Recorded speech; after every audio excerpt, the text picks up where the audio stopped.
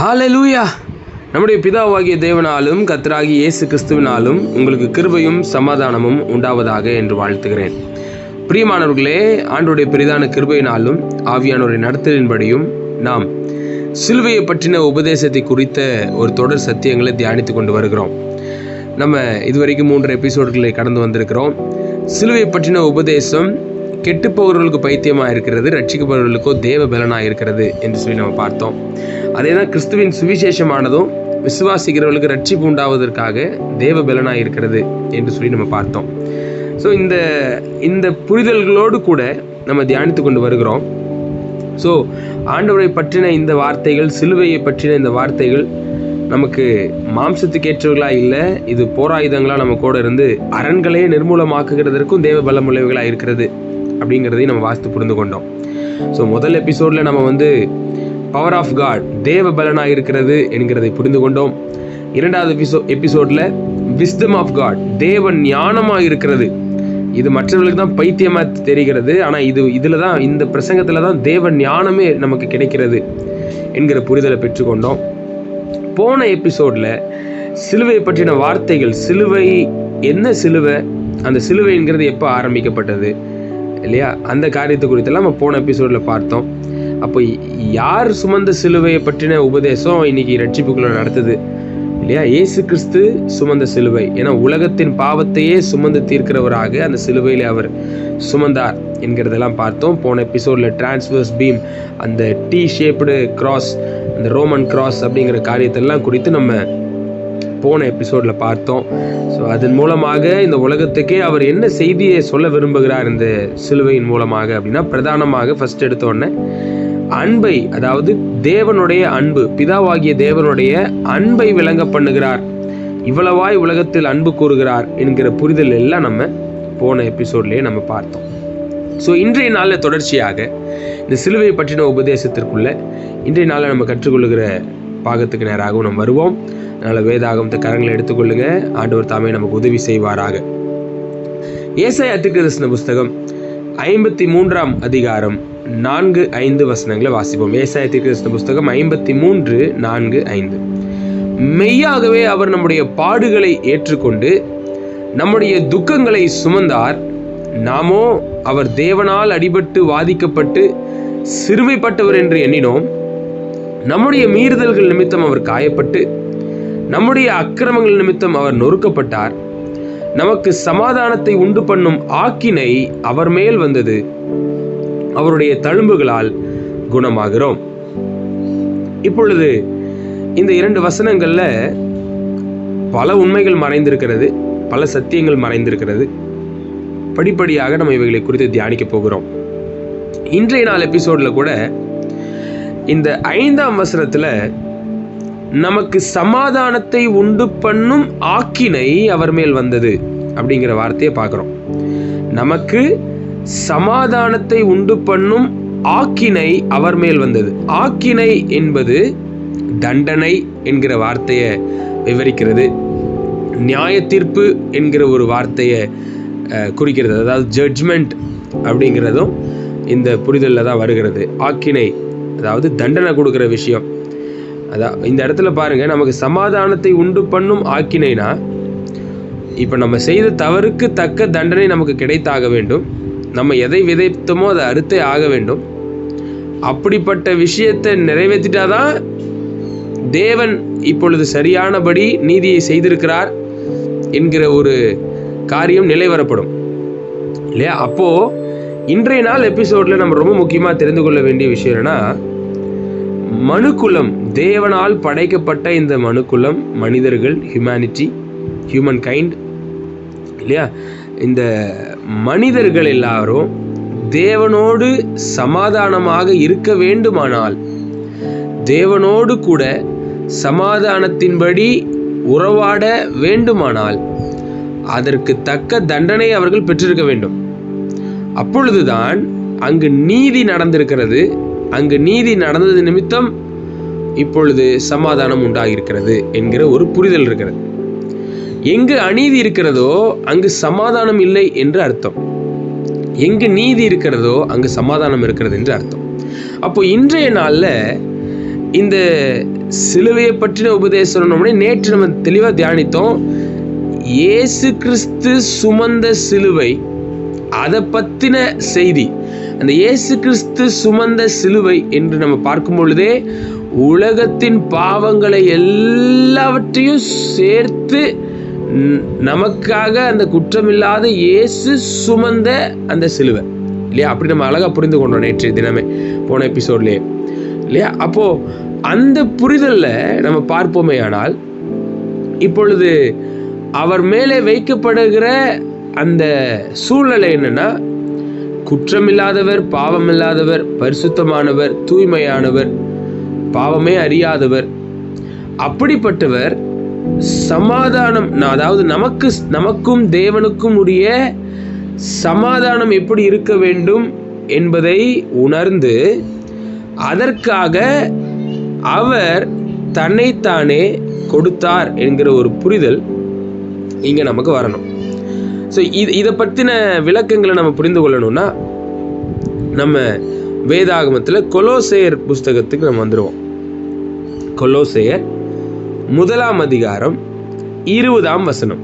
கொலோசேயர் 1 அதிகாரம் 20 வசனம். அவர் சிலுவையில் சிந்தின இரத்தத்தினாலே சமாதானத்தை உண்டாக்கி பூலோகத்தில் உள்ளவைகள் பரலோகத்தில் உள்ளவைகள் யாவையும் அவர் மூலமாய் தமக்கு ஒப்புரவாக்கி கொள்ளவும் அவருக்கு பிரியமாயிற்று. இப்ப நல்லா கவனிங்க. நம்ம நேற்றைய தினமே, அதாவது போன எபிசோட்ல நம்ம பார்த்தோம், என்ன தெளிவா நம்ம புரிந்து கொண்டோம் அப்படின்னா, பிதாவானவர் இந்த உலகத்தின் மேல் எவ்வளவாய் அன்பு வைத்திருக்கிறார், அவர் படைத்த இந்த உலகத்தின் மேலே அவருக்கு எவ்வளவு அன்பு என்பதை நம்ம புரிந்து கொண்டோம். மனிதர்கள் மேல் அவருக்கு அந்த அளவுக்கு அன்பு இருக்கிறது என்பதை புரிந்து கொண்டோம். ஏனென்றால் அவருடைய ஒரே பேரான குமாரனையே தருகிறார் என்றால் அந்த அளவிற்கு இந்த உலகத்தின் மேலும் உலகத்தில் தேவன் படைத்த அவருடைய சிருஷ்டிப்புகளின் மேலும் தேவனுக்கு அவ்வளவு அன்பு இருக்கிறது. இதை நம்ம தெளிவாக புரிந்து அறிந்து கொள்ள வேண்டும் இல்லையா? அதே அடிப்படையில் தான் அந்த அன்பை நமக்கு கற்றுக் கொடுப்பதற்காகவே சிலுவையில் இயேசு கிறிஸ்துவை மரிக்க கொடுத்தார் என்று நேற்றைய தினத்தில் பார்த்தோம். இன்றைய தினத்துல சமாதானத்தை உண்டாக்க, சமாதானம் உருவாக இல்லையா?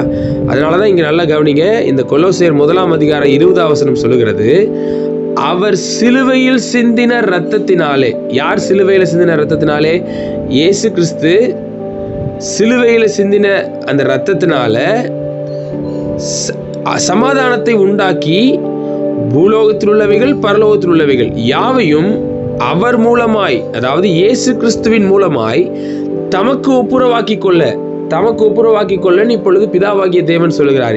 எங்கோடு கூட நீங்க எல்லாரும் இணைந்து கொள்ளணும் அப்படிங்கிற அந்த ஒப்புரவாக்குதல் நடக்கணுங்கிறதுக்காகவே பாருங்க, தமக்கு ஒப்புரவாக்கி கொள்ளவும் அவருக்கு பிரியமாயிற்று. அவருக்கு நல்லா எல்லாமே தெரிஞ்ச விஷயம்தான், எல்லாமே தெரிஞ்ச விஷயம். இப்போ இந்த இந்த இந்த புரிதலோடு கூட ஒரு கேள்வியை நம்ம முன்பாக வைத்து பார்க்கணும். என்ன அப்படின்னா, இந்த மனிதர்களை தேவன் படைத்தார். இந்த மனிதர்களை படைத்த பொழுது இவர்களுக்கென்று அனைத்தையும் கொடுத்து வைத்திருந்தார். அனைத்தையும் கொடுத்து வைத்து விட்டு ஒரே ஒரு காரியத்தை மட்டும் செய்யாதீர்கள், என்னை சார்ந்து வாழுங்கள், நான் சொல்லுவதை கேளுங்கள், நானே உங்களுக்கு எல்லாமே இருக்கிறேன், உங்களுக்கு தேவையானது அனைத்தையும் நான் தர இருக்கிறேன், நான் எனக்கு கீழ்ப்படிந்து வாழுங்கள் அப்படிங்கிற ஒரு காரியத்தை அவர்களுக்கு சொல்லி வைத்திருந்தார். இப்போ மனிதர்கள் கீழ்ப்படியாமல் போனது நிமித்தம் பாவம் உள்ளே வந்தது. அவர்கள் மொத்த நியாய தீர்ப்புக்கும் ஏதுவானவர்களாய் மாறிவிட்டார்கள். மரணம் அவர்களை ஆளுகை செய்யும்படியாய் வந்துவிட்டது. பாவம் அவர்களை ஆளுகை செய்யும்படியாய் வந்துவிட்டது. பிசாசு அவர்களை ஆளுகை செய்யும்படியாய் வந்துவிட்டான். இந்த புரிதல்லாம் இருக்குது. இப்படி நடக்குங்கிறது தேவனுக்கு முன்பதாகவே தெரியாதா பிரதர் அப்படிங்கிற ஒரு கேள்வி அநேகருக்கு எழும்பலாம். தேவன் அவர் அனைத்தையும் அறிந்தவராயிற்றே, ஆதியும் அந்தமுமானவராயிற்றே, மனிதனை படைத்தவர், மனிதன் பாவம் செய்வான் என்பதை அவருக்கு தெரிந்திருக்கவில்லையா? அவர் அதை அறிந்திருக்க வேண்டும் அல்லவா? அவர்களை இப்படி விட்டிருக்க கூடாதே. அவர்தான் அவர்கள் என்ன செய்வார்கள் என்பதிலிருந்து அனைத்தையும் தெரிந்து வைத்திருக்கிறாரே என்று. தேவன் அனைத்தையும் அறிந்திருக்கிறவராயிருக்கிறார். அவருக்கு எதுவும் மறைப்பொருளாக இல்லை. இந்த ஆதாம் ஏவாளை படைத்த பொழுதும் கூட அவர்களுக்கு எல்லாவற்றையும் இலவசமாக கொடுத்த தேவன், அவர்கள் வாழ்க்கையிலே அவர்கள் பாவத்தில் விழுவார்களா இடறுவார்களா என்பதும் அவருக்கு தெரியாததொன்றுமல்ல. அவர் அனைத்தையும் தெரிந்து வைத்திருக்கிறார்.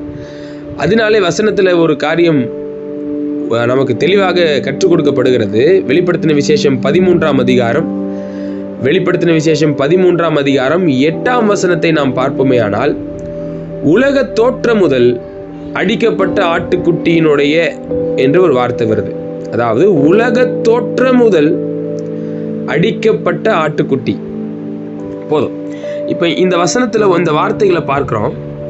இதுல என்ன ஒரு விளக்கத்தை இது கொடுக்கிறது என்றால், உலகத்தை உண்டாக்கும் பொழுதே, உலகத்தை உருவாக்குறதற்கு ஆரம்பிக்கும் பொழுதே இயேசு கிறிஸ்துவானவரை குறித்து சொல்லப்படுகிற வார்த்தை என்னன்னா, அவர் அடிக்கப்பட்ட ஆட்டுக்குட்டி.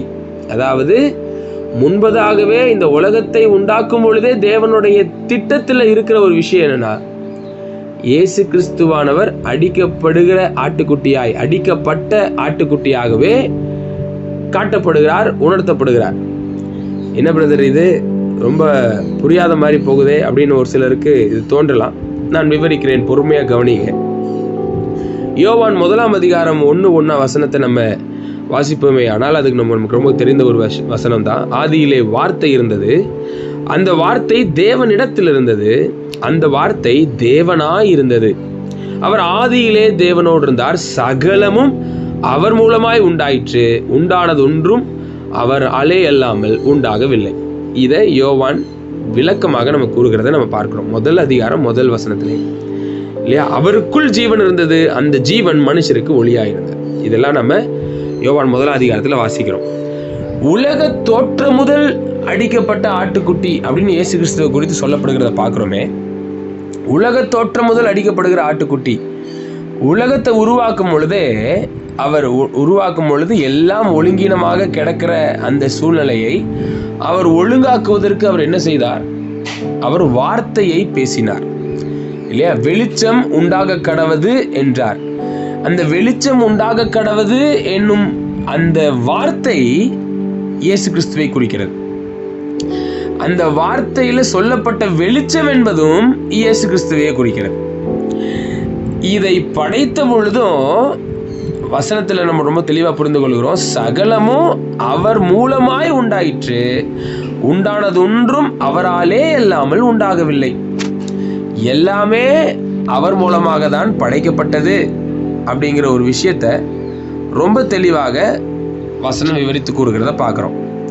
அப்போ ஆதியிலேயே மொத்த காரியத்தையும் படைக்கும் பொழுதே தேவனுடைய அனாதி தீர்மானம், திட்டம் என்பது இயேசு கிறிஸ்துவை அவர் சிலுவையிலே மரிப்பதற்கென்றே கொடுப்பதற்கான தீர்மானத்தோடு தான் படைக்கிறார். நல்லா கவனிக்க வேண்டிய விஷயம், தேவனுடைய அந்த அனாதி தீர்மானத்தை புரிந்து கொள்கிறோம், பரம திட்டத்தை நம்ம புரிந்து கொள்கிறோம். அதனால தான் நம்ம ஏசாயா தீர்க்கதரிசன புஸ்தகத்தில் இதுக்கு முன்னாடியே கூட நம்ம வாசித்தோம். உன்னுடைய வழிகள் என்னுடைய வழிகள் அல்ல, உன்னுடைய நினைவுகள் என்னுடைய நினைவுகள் அல்ல. பூமிக்கு வானகம் எவ்வளோ உயரம் இருக்குதோ அப்படியாக உன் நினைவும் என் நினைவும் இருக்குதுன்னு கர்த்தர் சொன்ன அந்த வசனங்கள்லாம் நம்ம படித்திருக்கிறோம். தேவன் நம்ம மேலே வைத்திருக்கிற திட்டங்களும், இந்த உலகத்தின் மேலே வைத்திருக்கிற திட்டங்களும் நம்ம நினைவுகளுக்கு அப்பாற்பட்டவையாக இருக்கிறது. அவருடைய பெரிய திட்டமாக அது இருக்கிறது. அப்போ சிலுவையிலே இயேசு கிறிஸ்துவை ஒப்பு கொடுப்பதற்கென்று இந்த திட்டத்தை தேவன் ஆதியிலேயே தீர்மானித்து விட்டார். அதை விளக்கி கூறும் வண்ணமாக மனிதர்களுக்கு இது தெரியட்டும் என்பதற்கு அடையாளமாக தான் ஆதியாகமம் 3ஆம் அதிகாரம் 15வது வசனத்துல என்ன சொல்றாரு? பிசாசிடத்தை பார்த்து, சர்ப்பத்தை பார்த்து சொன்னாரு, உனக்கும் ஸ்திரீக்கும் உன் வித்துக்கும் அவள் வித்துக்கும் பகை உண்டாக்குவேன், அவர் உன் தலையை நசுக்குவார், நீ அவர் குதிங்காலை நசுக்குவாய் என்றார். இந்த வசனங்கள்லாம் ரொம்ப நமக்கு விளக்கி கூறுகிற அற்புதமான தீர்க்க தரிசன மற்றும் வாக்குத்தத்தமான வசனங்களா இருக்கிறது. உனக்கும் ஸ்திரீக்கும் உன் வித்துக்கும் அவள் வித்துக்கும் பகை உண்டாக்குவேன் அப்படின்னு யாரை பார்த்து பேசிட்டு இருக்கிறாரு? சர்ப்பத்தை, அதாவது பிசாசானவனை பார்த்து பேசிக் கொண்டிருக்கிறார். பிசாசானவனை அழிக்க போகிறார். அந்த அழிக்கும் திட்டம் கிறிஸ்துவின் மூலமாக நிறைவேறப் போகிறது. இயேசு கிறிஸ்துவின் மூலமாக தான் நிறைவேறப் போகிறது. இப்ப நல்லா புரிந்து கொள்ளுங்க. இந்த உலகத்தை படைப்பதற்கு முன்பதாக பரலோகத்தில் ஒரு சம்பவம் நடந்தது. அது நமக்கு நல்லா தெரிந்திருக்க வேண்டிய விஷயம். தேவதூதர்களை தேவன் படைத்திருந்தார். அந்த தேவதூதர்களில் பிரதான தேவதூதர்கள் இருக்கிறார்கள். அந்த பிரதான தேவதூதனில் ஒருவனாகிய ஒரு தூதன் அவனுக்கு வேதாகவும் இப்படியாக ஒரு வார்த்தையும் கொடுக்கிறது, அதிகாலையின் மகனாகிய விடிவெள்ளியே. அந்த வார்த்தையின் அடிப்படையில் லூசிஃபர் என்கிற பெயர் வருகிறது. அந்த பெயருக்கு காரணம் போல இருக்கிற அந்த காரண பெயர் அது. அந்த காரண பெயரோடு இருக்கிற அந்த ஒரு தூதன் விழுந்து போன ஒரு சம்பவம் இருக்கிறது. அவன் விழுந்து போனவனாய் இருக்கிறான். அவனை தேவன் அழிக்கவில்லை. அவருடைய பிரசனத்திலிருந்து வெளியே துரத்தி விடுகிறார். வெளியே வந்ததற்கு பிறகு அவர் இப்பொழுது பூமியை படைக்கிறார், மனுக்குலத்தை படைக்கிறார். அதை படைப்பதற்கு முன்பதாக தான் எல்லாம் ஒழுங்கின்மையாக கிடக்கிறது. இப்பொழுது சகலவற்றையும் ஒழுங்காக்குகிறார். இந்த உலகத்தை உருவாக்கும் அந்த திட்டத்தின் பொழுதே, இந்த உலகத்தை உருவாக்கும் அந்த திட்டத்தின் அந்த பொழுதிலேயே பிசாசானவன் விழுந்து போனவனாக இருக்கிறான். விழுந்து அவனை அழிக்கும் அந்த திட்டமும் தேவனிடத்தில் இருக்கிறது. அவனை அழிக்கும் திட்டத்திற்கு மனுக்குலம் என்பதை அவருடைய சாயலிலேயே படைத்து அவர்களையும் உருவாக்கி அவர்கள் மூலமாகவும் ஒரு பெரிய மாற்றம் நடைபெற போகிறது என்பதையும் அவர் பரம திட்டத்தோடு வைத்திருக்கிறார். இவைகளை எல்லாம் நாம் யோசித்து பார்க்கும் பொழுது பரலோகத்தில் உள்ளவைகளும் பூமியில் உள்ளவைகளும் இரண்டும் சேர்ந்து என்ன செய்ய போகிறது? இந்த இரண்டும் சேர்ந்து இந்த பிசாசானவனையும் பாவத்தையும் மரணத்தையும் முற்றிலுமாக அழிக்கப் போகிறது. இப்பொழுது யோசித்து பாருங்கள். கொலோசையர் 1 அதிகாரத்தில் 20 வசனத்திலே நாம் வாசித்த அந்த சம்பவம், பிதாவாகிய தேவனுக்கு எது பிரியமாயிற்று, எப்படிப்பட்ட திட்டம் அவருக்கு பிரியமாய் இருந்தது என்றால், திரும்பவும் வாசிப்போம். கொலோசையர் 1 அதிகாரம் 20 வசனம். அவர் சிலுவையில் சிந்தின இரத்தத்தினாலே சமாதானத்தை உண்டாக்கி பூலோகத்தில் உள்ளவைகள் பரலோகத்தில் உள்ளவைகள் யாவையும் அவர் மூலமாய் தமக்கு ஒப்புரவாக்கி கொள்ளவும் அவருக்கு பிரியமாயிற்று. இப்பொழுது பரலோகத்தில் உள்ளவைகள் என்று சொல்லப்படும் பொழுது எல்லா தேவதூதர்கள் கூட்டமும் இருக்கிறது. பூலோகத்தில் உள்ளவைகள் என்று சொல்லப்படும் பொழுது அவர் படைத்த சர்வ சிருஷ்டிப்பும் இருக்கிறது. பிரதானமாக மனுக்குலம் இருக்கிறது. இவைகள் யாவையும் அவர் தனக்கென்று ஒப்புரவாக்கி கொள்வதற்கு அங்கு ஒரு நீதி செலுத்தப்பட வேண்டும். அங்கு அவர் நீதிபரர் என்கிற ஒரு காரியம் நிலைநிறுத்தப்பட வேண்டும். அது எங்குதான் நடைபெறுகிறது என்றால் சிலுவையில் நடைபெறுகிறது. சமாதானத்தை உண்டு பண்ணும் ஆக்கினை அவர் மேல் வந்தது என்று சொல்லி நாம் ஏசாயா தீர்க்கதரிசன புஸ்தகத்தில் ஆரம்பத்தில் வாசித்தோம். சமாதானத்தை உண்டு பண்ணும் ஆக்கினை என்று வரும்பொழுது, ஆக்கினை என்று வாசிக்கும் பொழுது அது ஒரு தண்டனையை குறிக்கும் வார்த்தையாக இருக்கிறது. நாம் ஆதியாகமம் 3:17 வாசிக்கும் பொழுது, அவர் உன் தலையை நசுக்குவார், நீ அவர் குதிங்காலை நசுக்குவாய் என்று சொல்லப்படும் பொழுது இது ஒரு யுத்தம், இதில் இவருக்கும் காயம் உண்டாகுகிறது என்பது போன்ற ஒரு தோற்றமத்தை வாசிக்கிறோம்.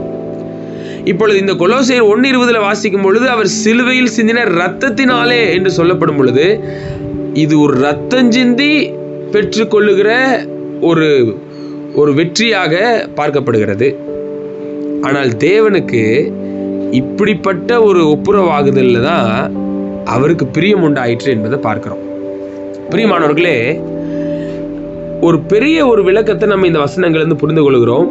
நீங்கள் இந்த ஆடியோவை திரும்ப திரும்ப கூட நீங்கள் 1 முறைக்கு 2 முறை கேட்பீர்களானால் உங்கள் மனதில் ஒரு மிகப்பெரிய ஒரு வெளிப்பாடும் தெளிவும் உண்டாகும் என்பதை நான் நிச்சயமாக சொல்ல முடியும். வேத வசனங்களிலே தேவன் ஒரு பெரிய திட்டம் வைத்திருக்கிறார். நாம் வாழ்ந்து கொண்டிருக்கிற இந்த தருணத்தின் பொழுது கூட அந்தந்த வேலைக்கென்று அந்தந்த நேரத்திற்கென்று ஒரு பெரிய திட்டத்தோடு அவர் இந்த உலகத்தை நடத்தி கொண்டு வருகிறார். அதாவது இந்த ஒழுங்கின்மையான இந்த பூமியை பார்த்து தேவன் வெளிச்சம் உண்டாக கடவுது என்று ஆரம்பித்தார். வெளிச்சம் உண்டானது. அதற்கு பிறகு மொத்த படைப்பும் உருவானது. அனைத்தும் அவர் மூலமாக தான் உருவாகிற்று என்று யோவான் சொல்லுகிறத பார்க்கிறோம். அவருக்கென்றே உருவாகிற்று என்பதையும் நம்ம வசனங்களை படிக்க முடியும். இப்படி படைத்த தேவன் எல்லாவற்றையும் அவர் மூலமாகவே படைத்தார், அவருக்கென்று படைத்தார் என்று நம்ம புரிந்து கொள்ளலாம். இந்த டைம் அப்படிங்கிறது, அதாவது டைம், ஸ்பேஸ், மேட்டர், இந்த 3 விஷயத்துல தான் முழு உலகமும் இயங்குகிறது என்பதை அறிவியல் நிபுணர்களே ஒத்துக்கிறாங்க இல்லையா? டைம், ஸ்பேஸ், மேட்டர் இல்லையா? மேட்டர் என்பது அது எல்லா பொருள்களையும் குறிக்கிறது. பூமியவே அதான் மேட்டர்ன்னு சொல்லுகிறபடியாய் குறிக்கப்படுகிறது. ஸ்பேஸ் என்று சொல்லப்படுகிறது ஆகாயம் மற்றும் வானம், அந்த காலியான இடம் அப்படின்னு வானத்தில் இருக்கும் எல்லா படைப்புகள் விஷயத்தின் அந்த காரியங்கள் ஸ்பேஸ் என்று சொல்லப்படுகிறது. இது இல்லாமல் டைம்ங்கிற ஒரு விஷயம் இருக்குது. காலம் இல்லைன்னா வேலை இல்லை நேரம் அப்படின்னு சொல்லப்படுகிறது. இந்த 3மே யார் தான் அப்படிங்கிற ஒரு புரிதல் நமக்கு வரணும்னா 3மே இயேசு கிறிஸ்து தான் அப்படிங்கிற ஒரு புரிதல் நமக்கு வரணும். வார்த்தையாம் தேவன் தான் இந்த 3மே. அவர் தான் வார்த்தை. அந்த வார்த்தையாம் தேவன் தான் காலமாகவும் இருக்கிறார், நேரமாகவும் இருக்கிறார். அவர் தான் பொருளாகவும் இருக்கிறார், பூமியாகவும் இருக்கிறார். அவர் தான் வானமாகவும் இருக்கிறார், அவர் தான் ஸ்பேஸாகவும் இருக்கிறார் என்கிற புரிதல் எல்லாம் நமக்கு வரணும். அதனாலதான் அவர் மூலமாக தான் மொத்தமும் உண்டாகுது. டைமே அவர் தான் இல்லையா? காலங்கள் அவர் கரத்தில் இருக்குதுன்னா என்ன அர்த்தம்? அவர் தான் காலமே இல்லையா? இப்போ நமக்கு நல்லா தெரிந்த ஒரு சில விஷயங்கள் இருக்குது. என்னன்னா, நம்ம இந்த கானாவூர் கல்யாணத்து டைம்ல அந்த சம்பவங்களை படிக்கும் பொழுது சீஷர்கள் எல்லாரும் பந்தி இருப்பாங்க. அது மட்டும் இல்லாமல் வேலைக்காரர்கள் எல்லாம் ஒரு பக்கம் இருப்பாங்க. இப்போ திராட்சரசம் குறைவுபட்டுருச்சுங்கிற விஷயத்த மரியாள் இயேசு கிறிஸ்துவிடம் சொல்லுகிறதை நம்ம பார்க்க முடியும். தாயார் மரியாள் அவர்கள் சொல்லுவாங்க. இதை சொல்லும் பொழுது இயேசு கிறிஸ்து உடனே சொல்லுவார், ஸ்திரீயே, என் வேலை இன்னும் வரவில்லையே அப்படின்னு அந்த டைம் சொல்லுவார். ஏன் டைம் இன்னும் வரலையே அப்படிங்கிற அந்த ஒரு காரியம் இருக்கிறத நம்ம பார்க்க முடியும். இது இல்லாமல் நீங்க மார்க் எழுதின சுவிசேஷத்துல இயேசு கிறிஸ்து சிலுவையை சந்திக்கும் நேரத்துக்கு முன்பதாக அவர் சென்று கெத்செமனே தோட்டத்தில் ஜெபிக்கும் பொழுது மற்ற சுவிசேஷங்கள் எல்லாம் இந்த பாத்திரம் என்னை விட்டு நீங்க கூடுமானால் என்கிற ஒரு பகுதியோட முடிக்கப்பட்டிருக்கும். ஆனா மார்க் எழுதின சுவிசேஷத்துல மட்டும் இந்த வேலை என்னை விட்டு வேணாமே ஆண்டவரே, இந்த வேலை எனக்கு இல்லாமல் இருந்தால் பரவாயில்லையே, இந்த டைம் அப்படின்னு சொல்றத குறித்து நம்ம பார்ப்போம். நான் இந்த வசனங்கள் இருந்தெல்லாம் எதை நம்ம புரிந்து கொள்கிறோம் என்றால், காலமும் அவர் கரத்தில் தான் இருக்குது. காலமே அவர் தான், டைமே அவர் தான். எல்லாமே அவருடைய எண்ணங்களுக்கு அப்பாற்பட்டு நடக்கிறவைகள் அல்ல, எல்லாமே அவருடைய கண்ட்ரோல்ல தான் இருந்துட்டு இருக்குது. அதனால சிலுவையில் இயேசு போய் மரிக்கும்படியாய் எல்லாரும் பிடிச்சி அவரை தள்ளிட்டாங்களே, பாவம் அந்த மனுஷன் இந்த உலகத்துல பிறந்து நல்ல மனுஷனா இருந்தா, நல்ல மனுஷனுக்கு இப்படியா நடக்கணும் அப்படின்னு சொல்லுகிற காரியம் இது ஏதோ கைமீறி நடந்துவிட்ட சம்பவம் அல்ல. சிலுவை என்பது தேவ திட்டம் என்பதை தெளிவா புரிந்து கொள்ளுங்க. நமக்கு சமாதானம் உண்டு பண்ணும் ஆக்கினை அவர் மேலதான் வைக்கப்பட்டிருக்கிறது. உலக தோற்றத்துக்கு முன்பதாகவே அடிக்கப்பட்ட ஆட்டுக்குட்டி அவர் என்றால் இதுதான் பரலோக திட்டமாக இருக்கிறது.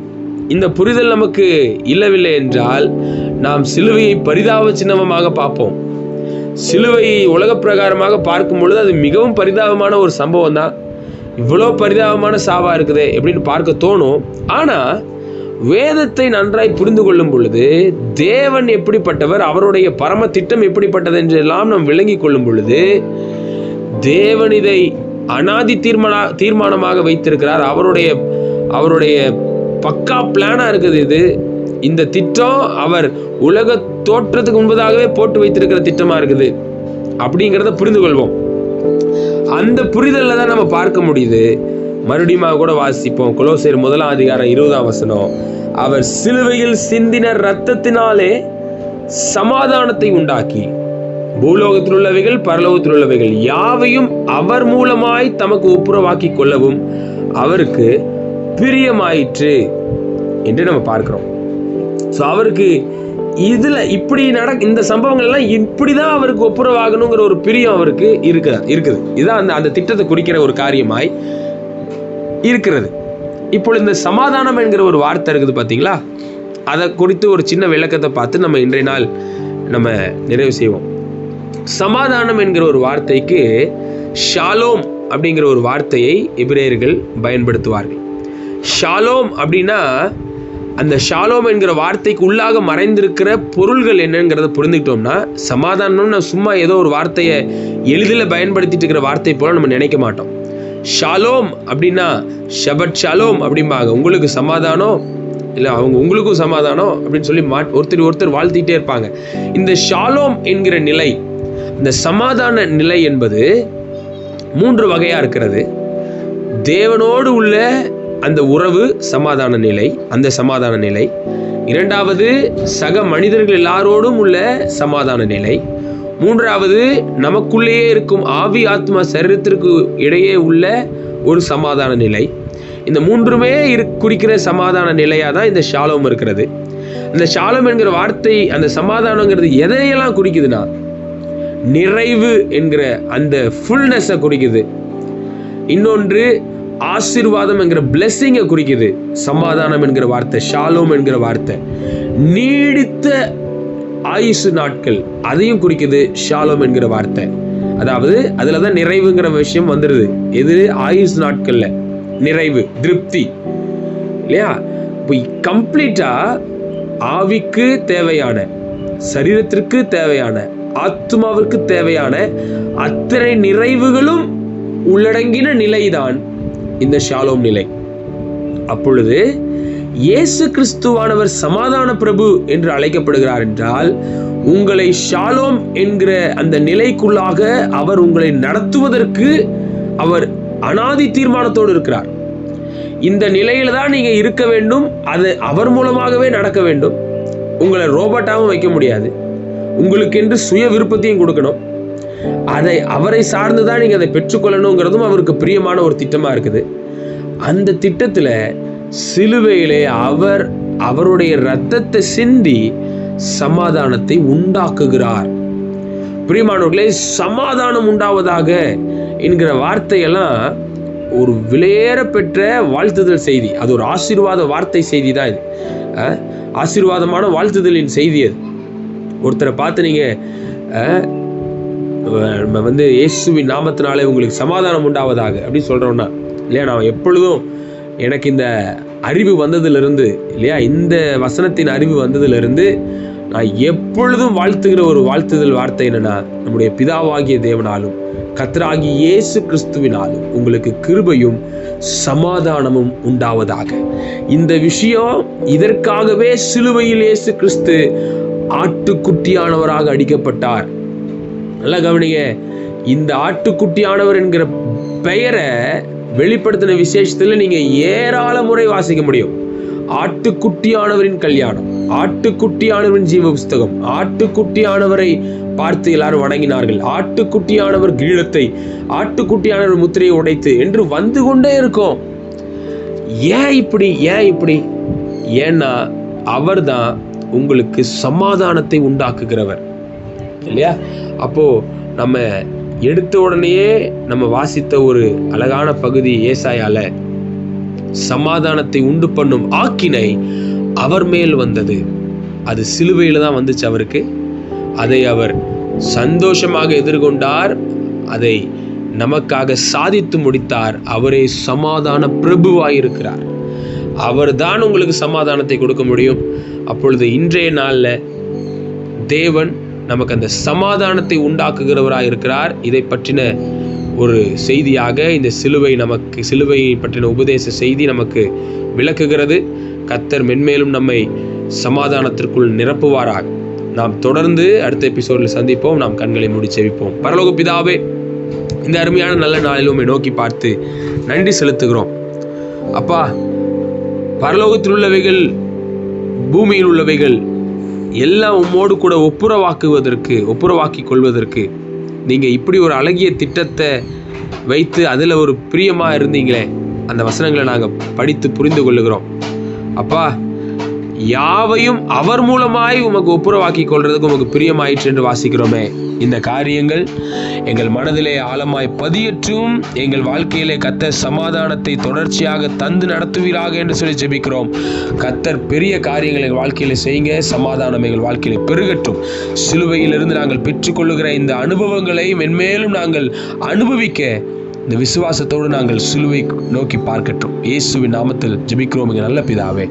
ஆமென், ஆமென்.